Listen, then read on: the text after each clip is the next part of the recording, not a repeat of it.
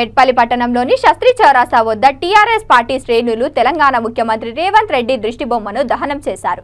Assembly సాక్షిగా BRS party ఎమ్మెల్యేలను అవమానకరంగా అనుచిత వ్యాఖ్యలు చేసిన రేవంత్ రెడ్డి బేషారాతు క్షమాపణ చెప్పాలని వారు కోరారు. ముఖ్యమంత్రి పదవికి రాజీనామా చేయాలని, రాష్ట్ర ముఖ్యమంత్రి హోదాలో ఉండి స్త్రీలను అవమానించడం అసెంబ్లీ చరిత్రలో ఎన్నడూ జరగలేదని కోరుట్ల నియోజకవర్గ టీఆర్ఎస్ నాయకులు అన్నారు. దృష్టిబొమ్మ దగ్నం చేసే కార్యక్రమాన్ని పోలీసులు తీవ్రంగా అడ్డుకున్నారు. పోలీసులకు టీఆర్ఎస్ పార్టీ నాయకులకు కార్యకర్తలకు మధ్య తోపులాట జరిగింది. టీఆర్ఎస్ కార్యకర్తలు రోడ్డుపై బైఠాయించిన రాస్తా రోకో నిర్వహించి నిరసన వ్యక్తం చేశారు. పోలీసులు కాంగ్రెస్ పార్టీ కార్యకర్తలుగా ప్రజాసేవకులుగా ఉండాలని టీఆర్ఎస్ నాయకులు ధ్వజమెత్తారు. ఈ కార్యక్రమంలో టీఆర్ఎస్ నాయకులు కార్యకర్తలు పాల్గొన్నారు.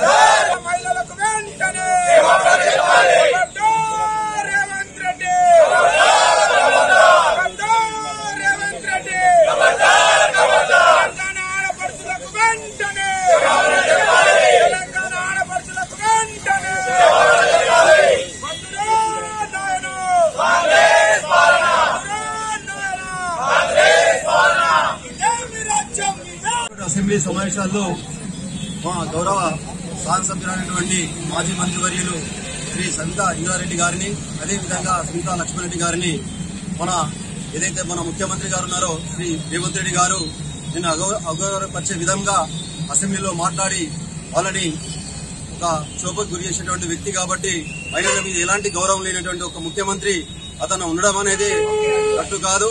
అతను తక్షణమే బర్తరఫ్ చేయాలా, లేదంటే రాజీనామా చేసిన పక్కుండాలా.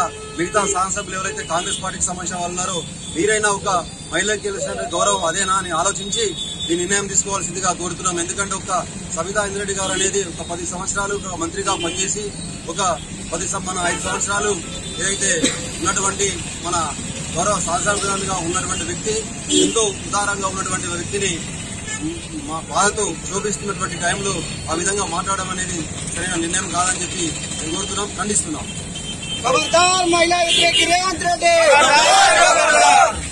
జరిగిన సంఘటన చాలా దురదృష్టకరమైన సంఘటన.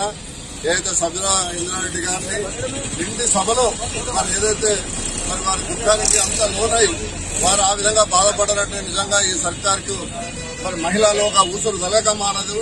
మహిళల పట్ల ఇది ఒక సబితా ఇంద్రారెడ్డి కాదు, ఇవాళ యావత్ తెలంగాణ ప్రజల మహిళల యొక్క మరి ఇది ఇది మరి దాన్ని దెబ్బతీసిండు.